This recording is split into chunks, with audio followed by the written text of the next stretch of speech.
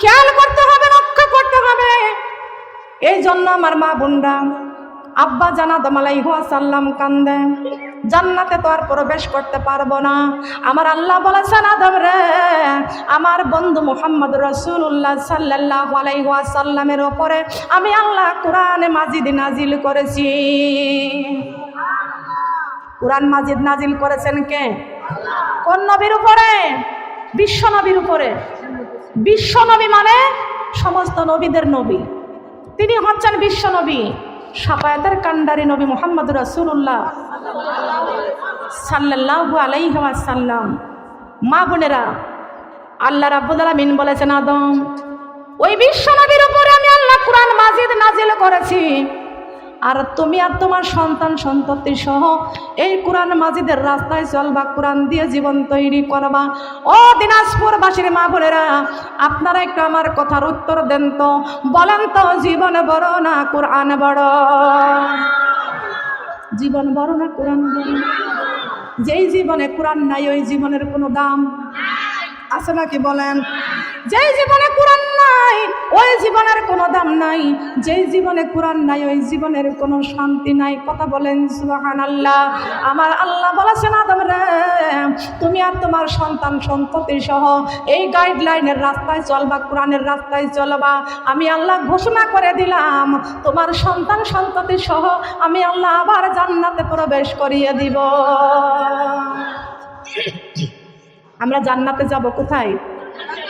আমাদের প্রথম পিতার নাম কি?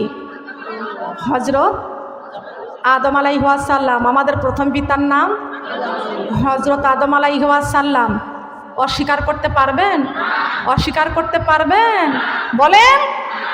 আপনি পরিচয় দিবেন আপনার বাবা এমপি, আপনি পরিচয় দিবেন আপনার বাবা মন্ত্রী, কিন্তু আমাদের তার চাইতেও একটা বড় পরিচয় আছে। আমাদের সর্বপ্রথম পিতা হযরত আদম আলাইহিস সালাম। তিনি কোনো সাধারণ পিতা নয়, তিনি ছিলেন নবী।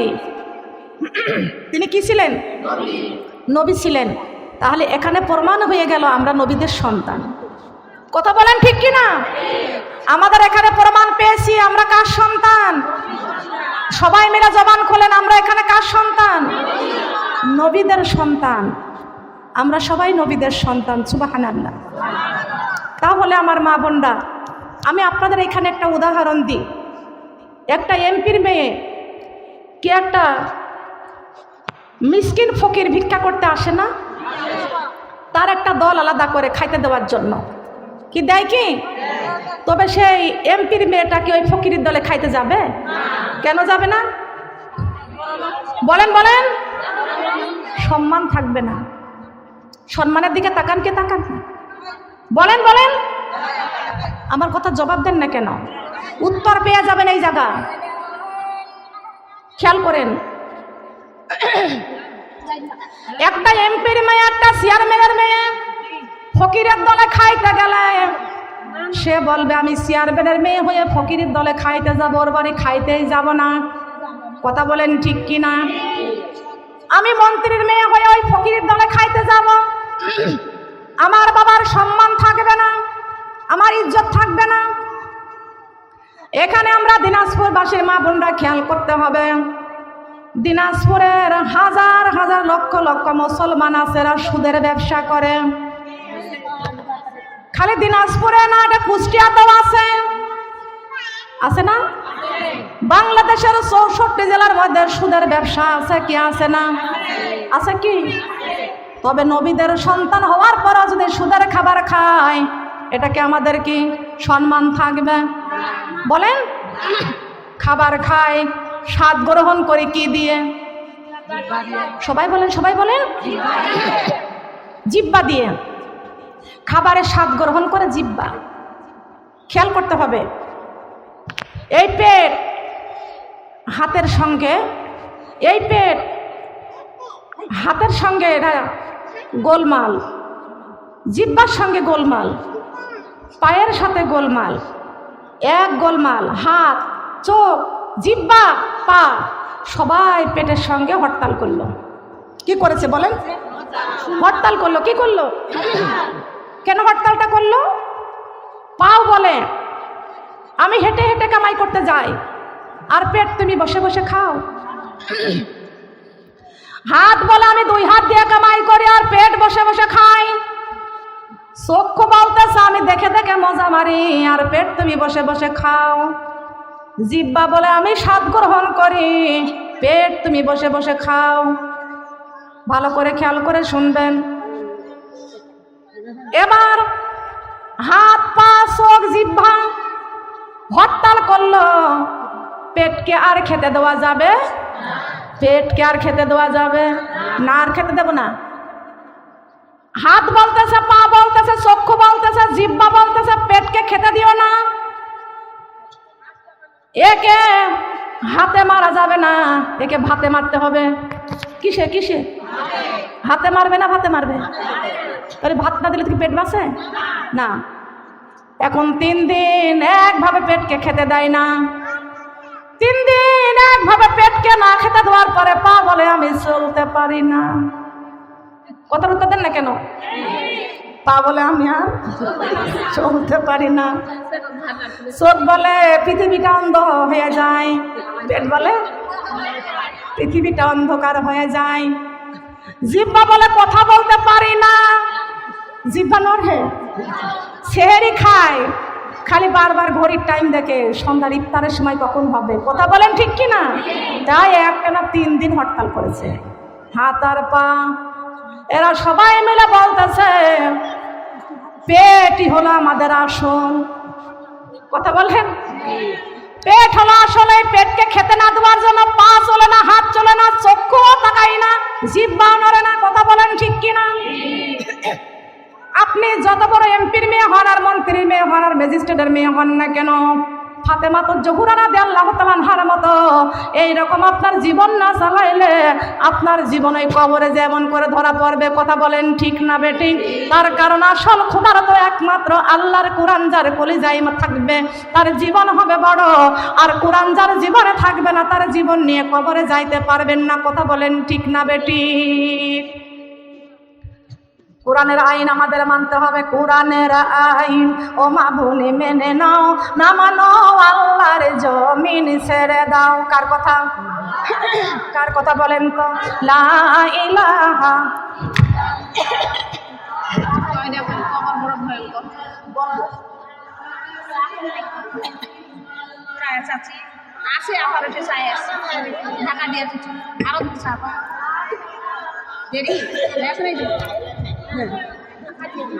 লা ইলাহা আমি কবরে বড় ভয়ঙ্কর, আমি কবরে বড় অন্ধকার, আমি কবরে বড় ভয়ঙ্কর, আমি কবরে বড় অন্ধকার। আমার ঘরে আসতে হইবে কোরআন শরীফ বুকে কর লা ইলাহা কালিমা লা ইলাহা। আমি কবরে বড় ভয়ঙ্কর, আমি কবরে বড় অন্ধকার। আমার ঘরে আসতে হইবে ফজরের নামাজ জলদি পড় লা ইলাহা কালিমা লা ইলাহা ইল্লাল্লাহ কালিমা লা ইলাহা। আমি কবরে বড় ভয়ঙ্কর, আমি কবরে বড় অন্ধকার। আমার ঘরে আসতে হইবে জোহরের নামাজ জলদি পড় লা ইলাহা কালিমা লা ইলাহা লা ইলাহা ইল্লাল্লাহু মুহাম্মাদুর রাসূলুল্লাহ। সবাই বলে সাল্লাল্লাহু আলাইহি ওয়াসাল্লাম। জোহরের নামাজ জলদি পড়তে বলেছে, বলেন 2টা বেজে গেল, জলদি পড়বেন না জোহরের নামাজ? নাকি ওয়াজ শুনবেন? নামাজের সময় হয়ে গেল না? না না হবে না, খেয়াল করতে হবে মা বোনেরা। সংক্ষিপ্ত আসলেও তো কোরআনের পথে আসবে বাধা জানে, কোরআনের পথে জীবনে যাবে রক্ত যাবে তাও মানি, কোরআনের পথে আসবে বাধা জানে, কোরআনের পথে জীবনে যাবে রক্ত যাবে তাও মানি, কোরআনের পথে যারা দিয়েছে জীবন ঈমানের সাথে তাদের হয়েছে মরণ, কোরআনের পথে যারা দিয়েছে জীবন ঈমানের সাথে তাদের হয়েছে মরণ, আলে কোরআনের বিনিময়ে, আলে কোরআনের বিনিময়ে হয়েছে তারা জান্নাতি, কোরআনের পথে জীবন যাবে রক্ত যাবে তাও মানি। আল্লাহু আকবার। রাজি আছেন? কোরআনের পথে জীবন দিতে রাজি আছেন? কারা কারা? এবার হাত নামান। দৌড় মারেছেন কারা কারা? হাত তোলেন তো। কারা কারা ওইখান থেকে পালাইছিলেন? আমি চলে গেলাম আর আপনারা চলে গেলেন আমাকে রেখে। আমার ভালোবাসলেন আপনারা? এই কি ভালোবাসা দেখাইছেন? বলেন। যেখানে আমি ওখানে বসে রয়েছি ওখানে আমাকে রেখে চলে গেলেন সবাই মিলে। তবে সবাই যায়নি, কয়েকজন ইমানদার গুন্ডা বসেছিল ওখানে, কেউ দাঁড়ায়নি।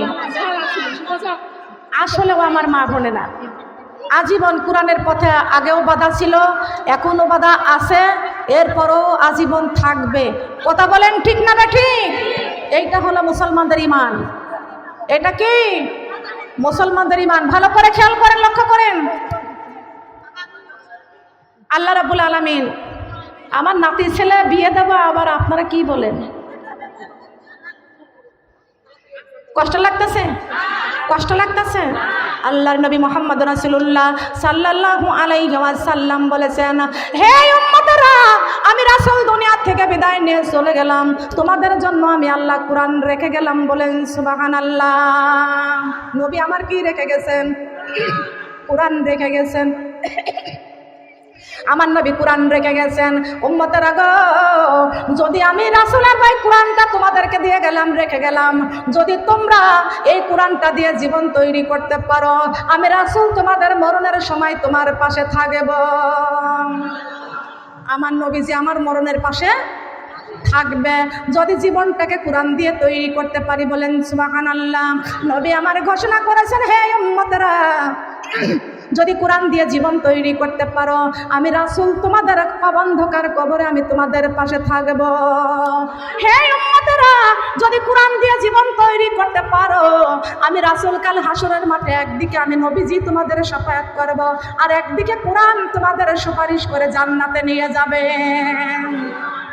কোরআন আমাদের সুপারিশ করে জান্নাতে নিয়ে যাবেন। সবাই বলেন সুবহানাল্লাহ। একদিন আল্লাহর ওলি আব্দুল কাদের জিলানী রহমাতুল্লাহ আলাইহি রাস্তা দিয়ে যাচ্ছিলেন, যাইতে যাইতে যাইতে যাইতে দেখে একটা কুকুর হেঁটে যাচ্ছে। আল্লাহর ওলি আব্দুল কাদের জিলানী রহমাতুল্লাহ আলাইহি ওই কুকুরকে ডাক দিয়া বলতেছেন, কুকুরে দাঁড়া, তোর সাথে আমার কিছু কথা আছে। কুকুর দাঁড়িয়ে গেল। কুকুর তো কথা বলতে পারে না। এই কুকুর আল্লাহর কাছে বলতেছেন, আল্লাহ, আমি আপনার ওলির সঙ্গে কথা বলবো, আমার জবানটা একটু আপনি দান করে দেন। হে রব্বুল আলামিন, আমি কুকুরের জবানটা দান করে দেন, আপনার ওলির সঙ্গে আমি একটু কথা বলবো। আল্লাহ রাব্বুল আলামিন কুকুরের জবানটা দান করে দিলেন। এই কুকুর আল্লাহর ওলি আব্দুল কাদের জিলানীকে ডাক দিয়া বলতেছেন, ও আল্লাহর ওলি, আপনি কি বলতে চাচ্ছেন আমার কাছে বলেন।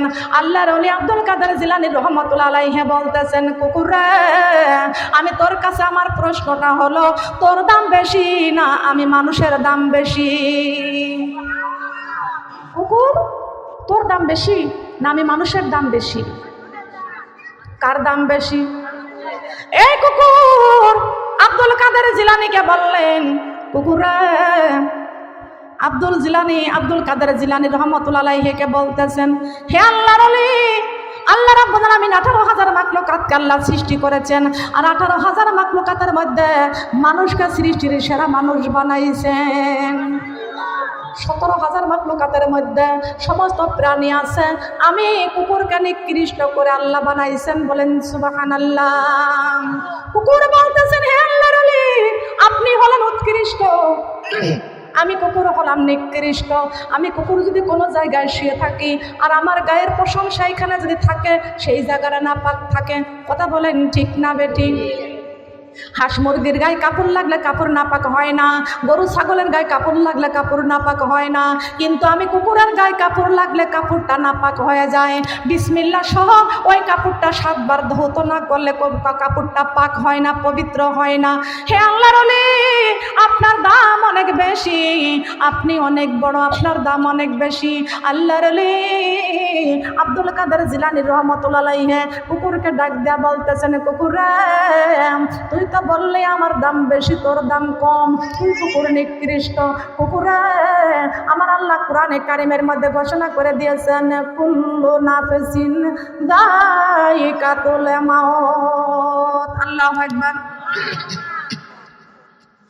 কুল্লু নাফসিন যায়িকাতুল মাউত, প্রত্যেকটা প্রাণী মৃত্যুর স্বাদ আচ্ছাদন করবে, প্রত্যেকটা প্রাণী মৃত্যুর স্বাদ আচ্ছাদন করবে। কুকুররা, তুইও মরবি আমিও, তুইও মরবি আমিও মরব। কুকুরে, প্রত্যেকটা প্রাণী মৃত্যুর স্বাদ আচ্ছাদন করবে। গাছ মরবে, ছাগল গরু মরবে, হাঁস মুরগি মরবে, প্রাণ যার আছে মৃত্যু তারই আছে। কুকুরে, তুইও মরবি আমিও মরব। এ কুকুর, তুই মরার পরে তোর কোনো হিসাব নাই, আর আমি মানুষ মরে কবরে যাওয়ার সঙ্গে সঙ্গে আমি মানুষের কবরে হিসাবে শুরু হয়ে যাবে। কথা বলেন ঠিক না বেঠিক? মানুষ মরে কবরে যাওয়ার সঙ্গে সঙ্গে কবরের মধ্যে যখন জিন্দারা রেখে আসবে, 40 কদম হেঁটে আসার সঙ্গে সঙ্গে কবরের মধ্যে মুনকির নাকির মাথায় ঘাড়ে ধাক্কা দিয়ে উঠাইয়া বসে বলবে, বল মার রব্বুকা, তোর রবকে। বলবে কি বলবে না? বলেন, বলবে কি বলবে না? মার রব্বুকা। ওই ফোনটায় আলো জ্বলছে কেন? হাতের এই ফোনটা, ওটা ভিডিও চলছে? আচ্ছা, আলো বন্ধ করেন, খেয়াল করেন। কষ্ট লাগছে? বলেন। জিন্দারা যখন মুর্দাকে কবরে শুয়ে যার যার ঘরে চলে আসবে, যার যার ঘরে যখন চলে আসবে গমা, মুর্দা কবরের মধ্যে একা একা মুনকির নাকির প্রশ্ন করবে, মার রব্বুকা, তোমার রবকে। ও আমার দিন ওকে, তোমার দিন কি? ও আমার নবী ওকা, তোমার নবীকে। প্রশ্ন করবে কয়টা? বলেন, প্রশ্ন করবে কয়টা? 3টা প্রশ্ন কবরের মধ্যে গেলে করবে। মার রব্বুকা, আমার রব। বলেন, আমার রব। আপনি তো রবের হুকুমই পালন করলেন না, তো বলবেন কি করে আমার রব আল্লাহ? আল্লাহ রাব্বুল আলামিন বলেছেন, অকরিনা ফি বুয়ুতিকুম ওয়ালা তাবাররাজিনা তাবাররুজাল জাহিলিয়াতিল উলা। বাড়িতে যা কইন, কষ্ট লাগতেছে? ক্ষুধা লাগছে নাকি? দুর্বল, কথা বলবেন না। আপনারা যে ডরাইছেন, যাওয়ার সময় 1 বোতল করে পানি পরে নিয়ে যান। যে ভয় পাওয়া পাইছেন আপনারা, আল্লাহর কসম আমার অন্তরের মধ্যে এতটুকু ভয় লাগে নাই। কেন ভয় পান? মরতে যখন হবে ইমানের সাথে মরবো। কথা বলেন ঠিক কিনা? লক্ষ্য করবেন, তবে কারোর সাথে তর্ক করবেন না, ঝগড়া করবেন না। খেয়াল করবেন, এটা আমার কথা নয়, আমার বাবার কথা নয়, এটা আমার বংশের কথা নয়, আপনাদের এই দিনাজপুরের 14 গোষ্ঠীর কোনো কথা নয়। সূরা আহজাবের 33 নম্বর আয়াত আল্লাহ ঘোষণা করলেন, অকরনা ফি বুয়ুতিকুন্না ওয়ালা তাবাররাজনা তাবাররুজাল জাহিলিয়াতিল উলা। আল্লাহ বলেছেন, ও দুনিয়ার নারীরা, খবরদার বিধর্মীর মেয়েদের মতো তোমাদের রূপ চেহারা প্রদর্শন করে চলিও না, রাস্তায় রাস্তায় ঘুরিও না। তোমরা ঘর থেকে যখন বাহিরে যাইবা, ঘরের পরিবেশটা নিয়ে বাহিরে যাইবা। কথা বলেন ঠিক না বেঠিক? দিনাজপুরবাসীর মা বোনরা, আপনাদের বাড়িতে এই বর্ডারের কাছে, ভারতের কাছে, কিন্তু খেয়াল করে শুনবেন, বাংলাদেশের একজন বেহাইয়া নারী ছিল না? নাম কি? এই ভারতের নরেন্দ্র মোদীর সঙ্গে যোগাযোগ করে বাংলাদেশে ভারতের সিরিয়ালগুলো আনলো, যাতে বাংলাদেশের মুসলমানদেরকে কোরআন থেকে বঞ্চিত করা যায়। সেই বেহায়া নারীকে সবাইকে বলতে হবে। সবাইকে বলেন তো। এখানে আপনি যে যে দল করেন না কেন, কোরআন নিয়ে মরতে চাই তো? কোরআন নিয়ে মরতে চাই। মসজিদে তালা লাগাইছে, মাদ্রাসায় তালা লাগাইছে, লাগাই নাই? এই কথা আমার কেউ বন্ধ করতে পারবে না, যে আসুক না কেন।